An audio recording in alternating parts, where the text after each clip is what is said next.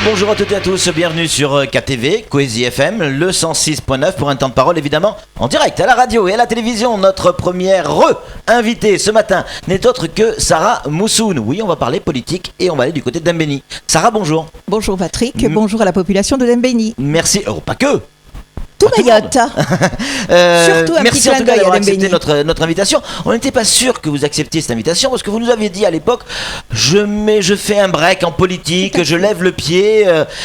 C'était sans savoir qu'il allait falloir revoter du côté de Dembéni. On vous retrouve sur une liste, Sarah. Tout à fait, parce qu'effectivement, lorsque je suis venue la dernière fois sur ce plateau, j'avais dit que je mettais en stand-by ma vie politique. Ouais. Mais quand on a une population qui vient vers vous et qui vous demande de participer et qui demande à ce que vous puissiez mettre à contribution votre expérience, on ne peut que suivre. Sarah, quand on est une femme ou un homme politique, quand on a fait de la politique un jour, certains disent on ne s'arrête jamais. De toute manière, on peut faire des breaks, mais on revient toujours. On s'arrête jamais quand on fait la politique. On a ça dans le sang, c'est le cas ? De toute façon, la politique, on en fait tous les jours, Patrick. Ouais. Donc, c'est pas seulement cette politique, dire que je suis élu, mais tous les jours, dans la vie de tous les jours, tu es obligé de parler politique. Alors, ces élections qui auront lieu, aidez-moi Samuel, le 18 octobre. Le 18 octobre, c'est ça. Du côté de Dembéni, on parle d'élections municipales, partielles, évidemment, une nouvelle élection. Sarah, vous êtes dans une liste, donc candidate. Tout à fait. J'imagine que c'est pas une liste de droite. Écoutez, nous sommes partis justement dans une liste d'union. Pourquoi une liste d'union ? Parce que nous sommes plusieurs personnalités de différents bords politiques, des sans étiquette surtout. Quelques personnes qui ont été un peu déçues de la politique menée par la droite dans leur groupe. Et puis bien sûr moi qui représente le NEMA. Ouais. Donc voilà, on a voulu former ce groupe pour pouvoir faire une force, parce qu'on s'est dit dans la commune de Dembéni aujourd'hui, ce n'est plus une question d'étiquette politique, c'est une question de faire croire et de faire comprendre à la population que nous sommes là pour travailler et pour travailler dans l'intérêt général. Et toutes ces personnes qui se sont unies, on s'est décidé à dire effectivement on part de cette liste en disant qu'elle s'appellera l'Union. L'Union, mais vous pouvez pas la qualifier ou à droite ou à gauche. Elle va être divers gauche. Divers gauche. Parce qu'on s'est rendu compte aussi aux dernières élections, notamment départementales, qu'il y avait beaucoup de candidats sans étiquette. Ça n'a pas vraiment marché. Les sans étiquette, ceux qui n'arrivent pas à se déterminer à droite, à gauche ou au centre, ça donne pas forcément de bons résultats. Ah non, mais il était tout à fait normal. Quand vous savez que l'adversaire de l'autre côté porte les flambeaux des Républicains, on ne pouvait pas nous aussi rester inerte et dire aussi qu'on ne peut pas être présent. Les divers gauches sont présents. Est-ce que c'est encore le bon moment d'avoir, un groupe divers gauche, alors que beaucoup pensent à l'alternance au niveau national qui devrait arriver, un conseil départemental à droite. On sait que Mayotte, d'une manière générale, a tendance à être à droite. Est-ce qu'on n'est pas à contre-courant du côté de Un conseil départemental à droite, c'est vrai, mais vous savez très bien que la vice-présidente n'est pas de la droite. Oui. Elle fait partie aussi de la gauche. Oui. Donc, l'alternance peut-être dans quelques années. Mais aujourd'hui, dans l'état actuel des choses, à Mayotte, on ne peut pas parler d'un parti politique fort. Même notre adversaire qui est à côté, vous aurez aussi des éléments qui viennent de la gauche. Oui. Donc, pour nous, ça n'a pas de sens, cette histoire d'étiquette politique. Le sens pour nous, c'est de faire en sorte que les électeurs aient un espoir sur ces élus avec des compétences, parce que pour Dembéni aujourd'hui, moi je parle aussi de compétences, il y a quelque chose qu'il ne faut pas oublier avec cette communauté d'agglomération qui va être effective en janvier 2016 avec Mamoudou. Il y a besoin aujourd'hui de gens qui ont quand même des compétences, qui apportent leur savoir-faire, parce qu'il y a des gros projets qui sont en cours. Donc il faut que ce soit ensemble que nous les fassions. C'est ça le nouvel enjeu de ces élections, l'intercommunalité, parce que c'est quand même, je dirais, c'est quelque chose de nouveau, Sarah, ça. C'est quelque chose de nouveau, ouais. Mais nous y avons passé avant. Lorsque Daoudi l'abattoir qui était les premiers à travailler sur ce dossier, on s'est dit pourquoi pas. Et ce qu'il faudrait savoir, c'est que beaucoup de personnes, lorsque ce dossier était sur la table, voulaient que Dembéni aille plutôt vers le sud. Mais lorsqu'on revient un peu en arrière pour les départementales, lorsqu'on avait demandé des propositions aux élus sur le découpage, nous on était déjà partis à Dembéni à faire ce découpage entre Dembéni et Mamoudzou. Mais c'était juste pour une histoire du Conseil d'État qui allait rejeter que ça s'est pas fait et que Dembéni s'est retrouvé rattaché avec Bandrélé. Donc pour nous, c'est quelque chose. Et avant même les élections législatives, je me rappelle très bien lorsque j'étais sur le terrain, les gens commençaient à se discuter en disant pourquoi pas réfléchir aujourd'hui à travailler sur un groupe de communes. Mais ça va être compliqué, Sarah, ça quand même, parce que on va demander aux électeurs, aux habitants de Dembéni de voter pour leur maire, Oui. en tenant compte de ce qui peut se passer à Mamoudzou. Mais c'est un exercice nouveau. C'est un exercice nouveau et c'est notre devoir. Il nous appartient à nous aujourd'hui, justement pendant ces campagnes, d'expliquer à la population. Et c'est le travail que nous avons fait pendant nos rencontres villageoises. Nous avons fait le tour des 5 villages. On a expliqué à la population, pour nous, les enjeux, c'est la communauté d'agglomération. Parce que tous les grands projets structurants de la commune de Dembéni et de Mamoudzou ne pourront se faire que dans ce pot commun qui va être apporté entre la commune de Mamoudzou et de Dembéni. Et vous savez très bien, je vous donne l'exemple, ce matin, pour pouvoir me rendre ici dans votre studio, j'ai quitté chez moi à 5h30. Donc il y a un problème énorme au niveau du déplacement. Et les moyens de la commune de Dembéni ne sont pas les mêmes que les moyens de la commune de Mamoudzou.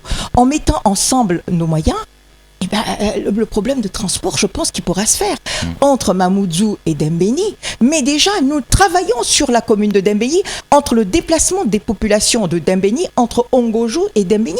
Parce que ne croyez pas que c'est facile pour une personne qui habite Ongojou, pour se déplacer jusqu'à venir à Dembéni à la mairie pour ses formalités, ou aller au dispensaire, ou pour les gamins qui ne peuvent pas bénéficier de transport, de se déplacer facilement. Il est plus facile de venir même à Mamoudzou que de se déplacer. Mais ça, c'est pas une particularité de votre liste politique. À droite, il y a le même argument. Oui. Le problème de déplacement, il est valable pour tout le monde. Il est valable pour tout le monde, mais pour nous, je vous dis, c'était quelque chose qu'on a travaillé depuis très longtemps.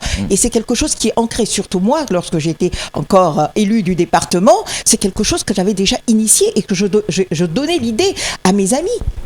Samuel Bocher, le rédacteur en chef de France Mayotte Matin, a une question à vous poser, Sarah. Tout le monde ne connaît pas la politique au sein de Dembéni, donc pour que les choses soient claires, à l'heure actuelle, il y a 2 listes qui s'affrontent, celle de Souaïbou à Hamada, que vous avez intégrée, et celle de Jouaou. On est bien d'accord. Donc vous êtes avec Souaïbou Hamada, le maire sortant. Le maire sortant. Alors moi, ce que je voulais dire, parce que j'entends beaucoup de choses, c'est normal, nous sommes en période politique, qu'il n'a rien fait, mais j'ai été étonnée parce qu'avant d'accepter de rentrer dans cette liste, je suis quand même allée chercher à avoir des éléments concrets de ce qui se passait dans la commune, parce qu'il ne faut pas se fermer les yeux aussi. Vous voyez ce qui se passe. Elle a beaucoup évolué, cette commune. Il y a des travaux énormes qui ont été faits, des financements, je l'ai dit. Ici, lorsque j'ai voulu faire mon bilan du département, c'est 14 millions d'euros qui ont été injectés dans la commune de Dembéni.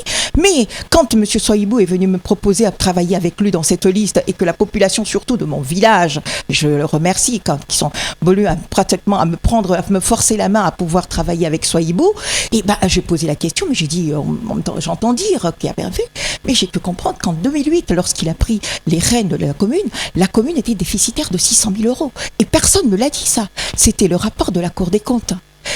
Il y a eu des factures impayées. Et dans une période de 6 années, il a quand même fait un effort énorme pour pouvoir rétablir les comptes. Aujourd'hui, Dembéni fait partie des communes qui ne sont pas déficitaires. Il y a eu un plan de formation. Il n'y avait que 2 cadres dans la commune de Dembéni à l'époque, le DGS et la DGA Finance. Aujourd'hui, c'est 6 cadres A, parce qu'une commune ne peut pas fonctionner lorsque vous ne formez pas vos agents. Et aujourd'hui, nous avons 6 cadres A et qui font fonctionner. C'est pareil pour la police municipale. Il n'y avait que 2 gardes champêtres. À l'époque, c'était des gardes champêtres. À son arrivée, c'est 17 policiers municipaux formés avec les cartes professionnelles des formations de 6 mois à métropole. C'est un budget. Donc quand on dit que la commune n'a rien fait, je dis, il faut aller doucement, mollo mollo, et savoir de quoi on parle. Parce qu'il y a eu des choses qui ont été faites. Aujourd'hui, vous voyez aussi, quand on parle des rythmes scolaires, Dembéni a bénéficié des subventions de l'État. Vous savez, vous pouvez visiter l'école d'Ajangois, les 2 salles de classe, avec le réfectoire, c'est une première. Avec la rénovation de toutes ces écoles qui a été faite depuis... L'internat aussi. L'internat au lycée. Je peux vous les citer, toutes ces choses-là. Dembéni a bougé depuis 2008, elle bouge. Il y a eu des financements. On dira, ah non, ce serait peut-être des projets qui ont été initiés par l'ancien maire. Moi, je les arrêtés parce que je ne parle que sur du concret. J'ai tous les arrêtés ici, c'est depuis 2008. Et lorsque M. Soyibou a pris les rênes de la commune, il faut dire qu'il n'y avait jamais eu de comptabilité d'engagement. En décembre, il a mis en place une comptabilité d'engagement pour voir plus clair. C'est ça, une personne responsable. Et c'est pour ça que j'ai accepté d'intégrer ce groupe-là. Ce n'est pas pour d'autres raisons. Il y a cette raison-là, parce que je dis effectivement, c'est une équipe qui a travaillé. Nous avons les preuves, nous avons des projets. Je vous dis, un super projet sur Dembéni. Vous voyez, lorsque vous rentrez à l'entrée de Dembéni, vous voyez toutes ces femmes qui vendent sur les bambous près du stade. Ce projet, c'est un projet concret qui est sur du papier, qu'on peut aller flécher sur les fonds européens avec les accords. Nous avons le quai flottant, on en parle souvent, le problème du déplacement. Il y a le déplacement terrestre, mais le déplacement maritime aussi. Les études ont été faites, nous les avons sur place, ce sont des projets concrets. Et quelque chose que j'ai dit, vous imaginez aujourd'hui, c'est un mandat qui va faire à peine 3 ans. Vous imaginez, pour pouvoir faire des projets, rien que les études prennent du temps, il faut des financements. Et c'est encore pour ça que j'ai accepté d'intégrer ce groupe-là. Les projets sont là, les études sont là, c'est juste les financements, on sait où chercher ces financements-là. Nous avons des gens qui ont les compétences pour travailler ces dossiers et notre priorité, ça va être de continuer ces projets parce qu'il ne faut pas perdre de temps. Sarah Mossoulon, on a des SMS qui nous disent notamment école toujours pas ouverte. Alors, je vais vous dire, monsieur... blocage des classes maternelles à la rentrée, route pas finie depuis la visite de Hollande. Il n'y a pas que du positif, Sarah. Je ne suis pas d'accord. Pour les écoles fermées, c'est très politique. Je vais vous dire. Je vais vous le dire. Lorsque M. Soyibou était encore à la mairie de Dembéni, il a anticipé pour pouvoir préparer sa rentrée. C'est tout à fait normal. Il savait que les élections allaient revenir. Mais c'est pas pour autant, tant que la préfecture n'a pas encore agi, mis en place la délégation spéciale, il avait encore les mains libres pour pouvoir travailler. Donc il a anticipé. Et anticiper pour pouvoir faire travailler, c'est de signer des contrats pour pouvoir faire nettoyer les classes, pour pouvoir s'occuper de ces gamins, pour pouvoir distribuer les collations. Les contrats ont été signés. Mais certaines âmes, en voyant que peut-être M. Soyibou, en signant ses contrats, faisait de la politique d'embauche pour pouvoir avoir des électeurs. Mais non, c'était dans la continuité de son travail. Et certaines âmes ont voulu essayer de bloquer, il faut le dire ici les choses, ont voulu bloquer ces contrats. Et c'est ce qui s'est passé. C'est pour ça que les écoles n'étaient pas ouvertes, parce qu'il n'y avait pas de ménage. Mais je pense que la problématique a été réglée, qu'à partir d'aujourd'hui, les choses vont aller plus claires. Flo, une réaction? Oui, dans les grands projets à venir pour cette mandature, les projets phares, c'est quoi? Les projets phares, alors pour nous, on s'est déjà dit, nous prenons en place, ce qui a été mis en place par M. Soyibou, c'est-à-dire sa profession de foi. On n'a pas de temps à perdre. On ne peut pas aller sur des projets faramineux qui ne sont pas réalisables. Et dans sa profession de foi, il a mis en place tout ce qui est formation. Il a déjà continué. Et dans cette formation, quelque chose que j'ai oublié de dire, c'est que quand on parle d'insécurité, quand on parle des rythmes scolaires, il faut des moyens humains. Et la commune de Dembéni est une des communes qui, chaque année, forme pas plus de 60 jeunes dans la formation BAFA.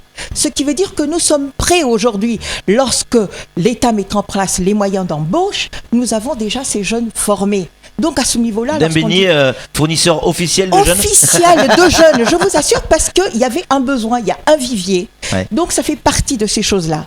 Et les projets phares, je vous ai parlé de l'entrée.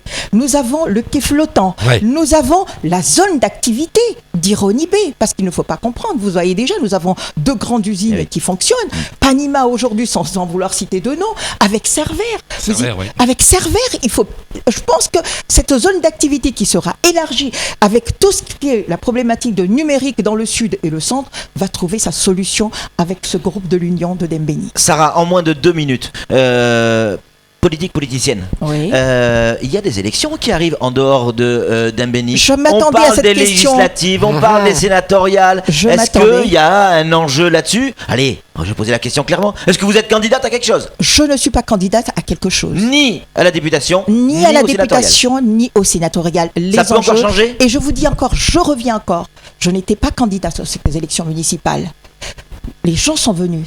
en sachant qu'effectivement je pouvais leur apporter mon expérience. Je ne pouvais pas rester à l'écart parce qu'il faut que Dembéni avance. Il faut donner de l'espoir à cette jeunesse. Il faut. Et si quelqu'un vient vous chercher encore une fois pour les sénatoriales ou la députation, vous allez y aller aussi? Je pense aujourd'hui, et c'est ce que j'ai dit aussi à la population de Dembéni, si effectivement la liste d'union passe, moi j'ai pris l'engagement, je prendrai une disponibilité pour pouvoir travailler à fond pendant ces 3 années. Parce que les enjeux forts de Dembéni, nous avons aussi, n'oubliez pas, le service de l'état civil. Et ma formation à moi est dans l'état civil. On ne peut pas comprendre une population de 11 000 habitants, nous n'ayant que la moitié de la population qui soit inscrite sur les listes électorales. Donc pour moi, l'état civil est un enjeu fort dans la commune de Dembéni. Et j'apporterai mon expérience et ma disponibilité pour être très proche de la population et pour ces enjeux de la communauté d'agglomération. Sarah Mossoun, merci beaucoup d'être venue sur ce plateau, de nous avoir donné vos explications. On va évidemment recevoir, si le groupe d'opposition ou en face le souhaite, vous êtes les bienvenus également sur ce plateau. Faites-nous le savoir à partir de quand vous avez envie de venir sur ce plateau. Vous serez évidemment les bienvenus. C'est tout pour ce temps de parole. Tout de suite, la suite de nos programmes.